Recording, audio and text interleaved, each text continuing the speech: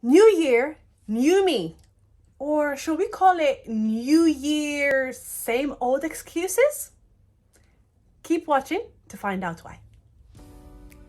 Welcome to another episode of Diaries of Success. My name is Hajar Beas and this is the Growth Hack channel. Well, first thing I wanted to discuss with you on this episode is the fact that 84% of people who set up New Year's resolution end up giving up on them within 3 to 4 weeks from setting them up. This is not my words, this is an actual research that was done. And why is that? People do give up on their resolutions literally within a few weeks from setting them up. Well, there is a number of reasons to why people do that. And as a human behavior, we are very comfortable in something called the comfort zone, or the way I like to name it, the toxic zone. So people are normally afraid of change, and this is a human nature. People do not like change because they don't know, they're afraid of the unknown. They don't know what's gonna happen. So instead, they're actually very comfortable where they are, and hence why they do not want to take any action. So today, we're going to look at a number of reasons, and from those number of reasons, we're going to also try and find the solution so you are not going to end up among the 84% of those people who give up, but in fact, you're going to be part of the 16% who do make it. And by the end of this year, by the end of 2023, you will be able to say, I have achieved at least 90% of your goals. So reason number one is setting yourself very unrealistic goals. By this, I mean, you are going to have those resolutions, a number of resolutions, 10, 20, 30 resolutions, but each one of them is very hard to achieve. It's very far that you can do that. It's almost impossible for you to actually achieve that goal that you will give up sooner than anything. It is almost impossible for you to achieve that goal that you will end up giving up within 3 to 4 weeks from setting that resolution down. So if I give you an example, I am in the property industry. And I have seen people start in property, either my mentees or just starting in property. And once they first start doing or investing in property or starting to jump into the property ladder, or they'll be like, oh, you know what? This year I'm going to have 50 developments. I'm like, it's almost impossible. You know, you have to be an expert, having a great team behind you, knowing what you're actually doing. If you're just a beginner, if you do it, great, but you shouldn't be surprised not achieving that goal. The reason being is because it's very, very unrealistic goal. So setting yourself, for example, say this year, 2023, I'm going to have 3 rent-to-rent, or I'm going to learn about purchase lease option for a month. And then I start taking action every single month until I actually get about 5 properties this year. That's a very realistic goal, especially if you're a beginner and especially if you haven't never stepped into property and you don't know nothing about it. So setting yourself those realistic goals is going to help you to achieve them and get those, you know, that to-do list very, very ticked quickly. Another example is people who want to lose weight. I have seen people when they're in 2022, they have been eating very unhealthy. They have never done or gone to the gym, and they have never exercised.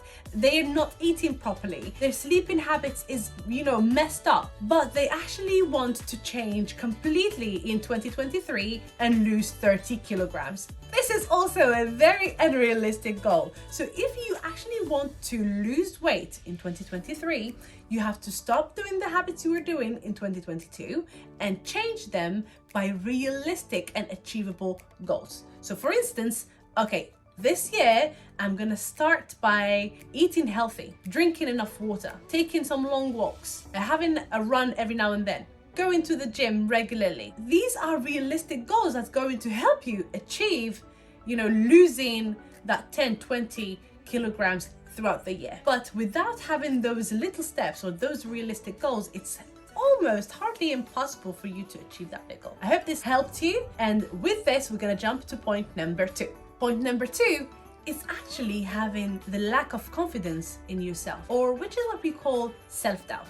By having this self-doubt, sometimes people don't achieve what they want to achieve because they don't believe in themselves and they don't believe that they can reach and do that. So by saying this is, why do people not believe in themselves?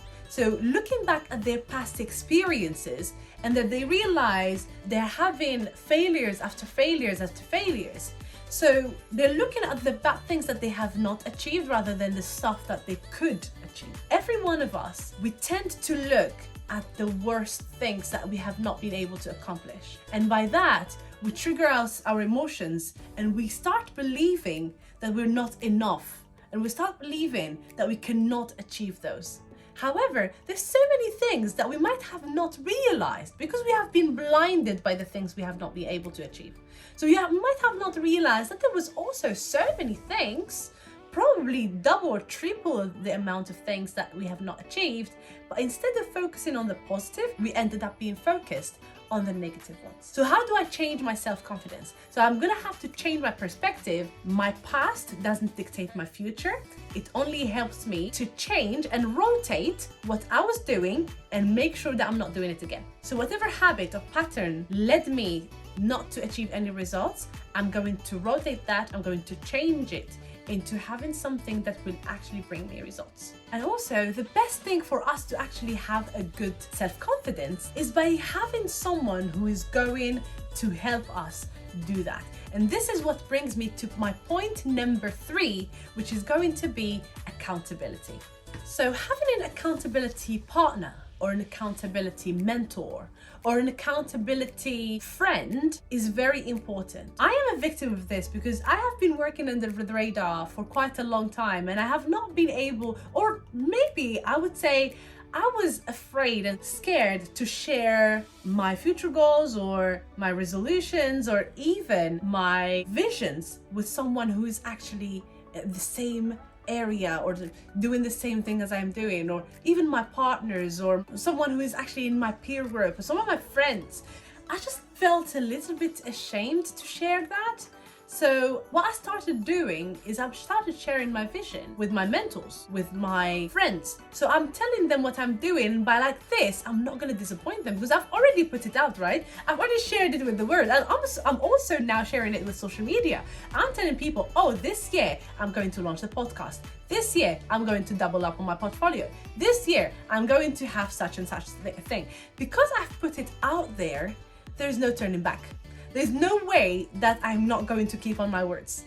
So having someone to hold you accountable for your words is amazing. As much as we sometimes do let ourselves down, we don't like to let other people down. So because I've said it, I put it out there, I'm definitely gonna reach it. And make sure you choose someone who's not going to drag you down. Make sure you choose someone who's not going to take your energy away from you, or someone who tells you that you can't do it. I understand that sometimes we have family members or close friends to our hearts that sometimes, coming from a place of love, they tend to say things that will discourage us. And the reason they say this is not because they want to see us down, it's mainly because they're afraid that we might not succeed and we're going to fail and we're not going to be happy.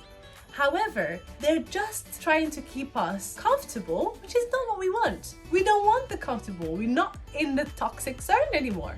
We actually want to be out there, right? So this is why making sure that you're having someone who's going to be holding you accountable, who also has the same vision, who also understands where you're going, who also understands what you want to do, so they're going to be holding you accountable for all your actions in the future.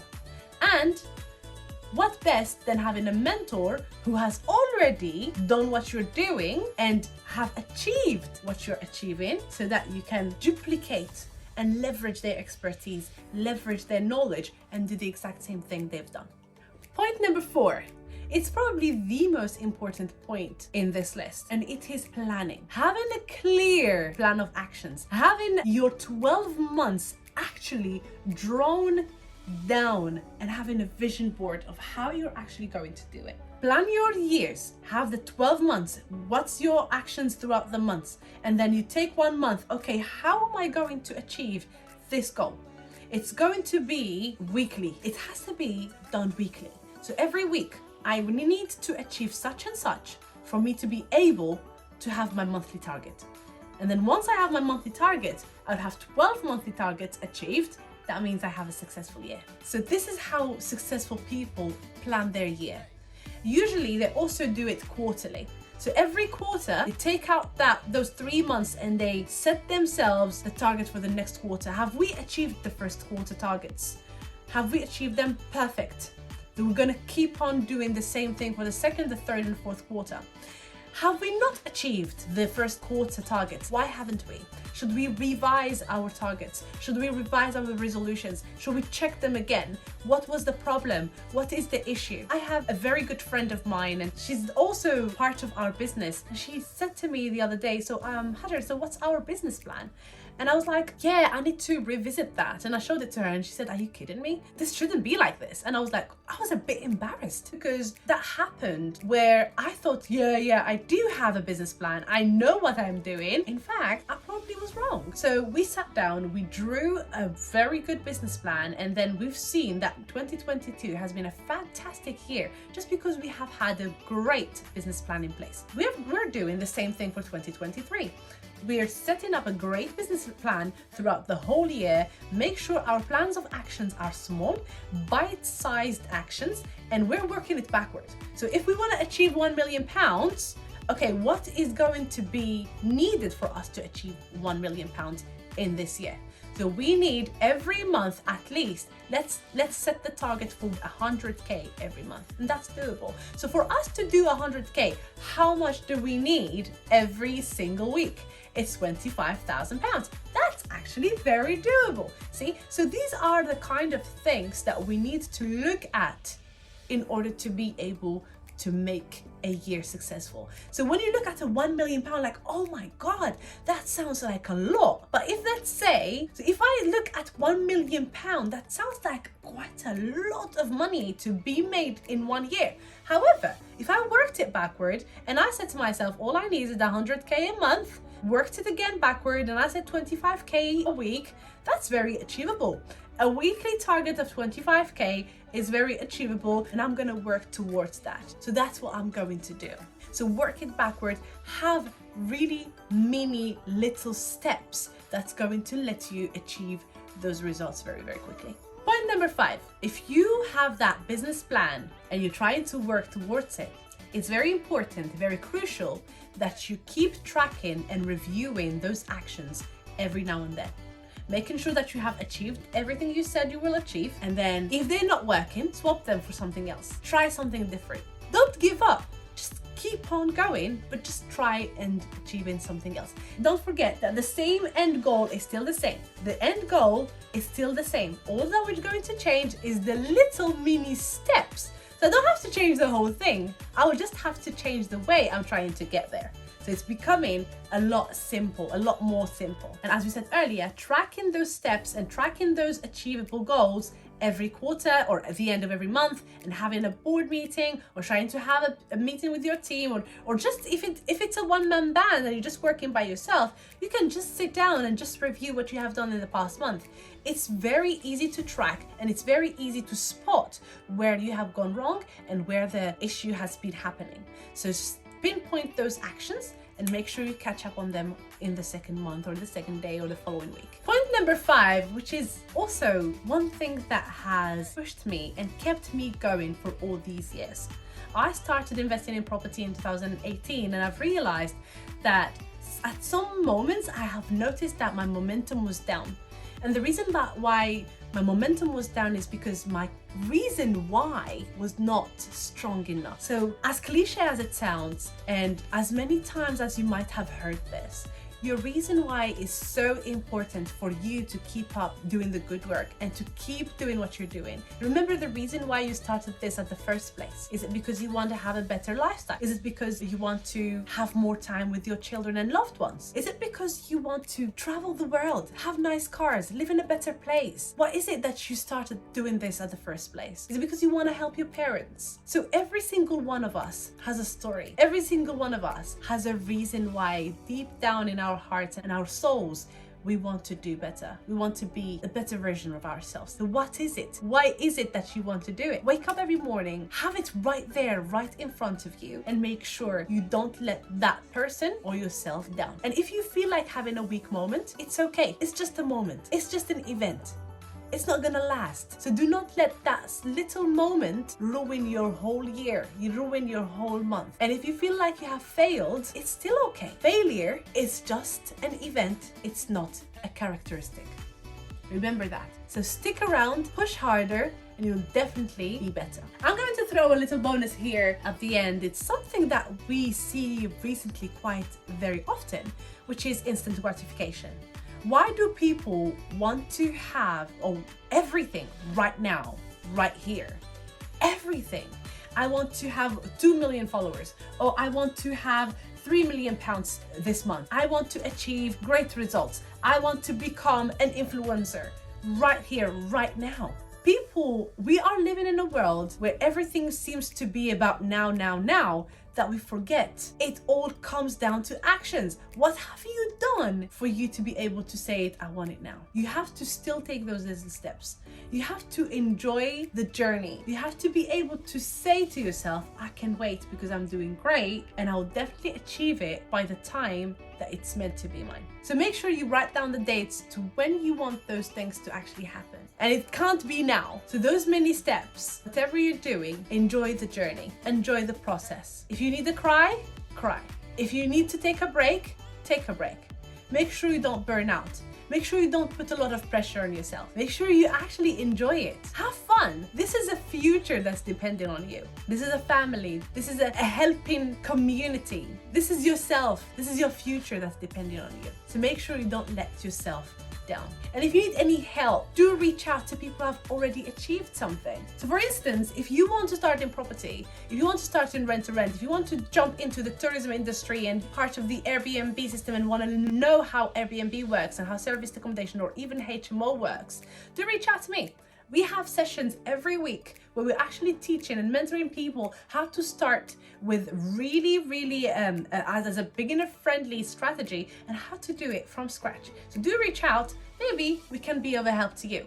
Until the next episode, if you have any questions, drop them in the comment section down below this YouTube video, or if you're listening to us throughout the platforms, reach out to us on our Instagram, TikTok, all the social media platforms. We are on there, so make sure you reach out to us and make sure we answer all your questions in the Q&A episodes. My name is Hajar Biaz and I hope you enjoyed this episode. If you did, just give us a like. If you have any questions, drop them in the comment section down below, and subscribe to our channel because we are posting and we are also hosting a podcast on this channel. We have great guests with us. They're answering all of your burning questions. So if you would like to know a little bit more about what we're doing, subscribe to us and also turn on the notification bell so that you can receive a notification every time we upload a video. Until the next video, be your best self.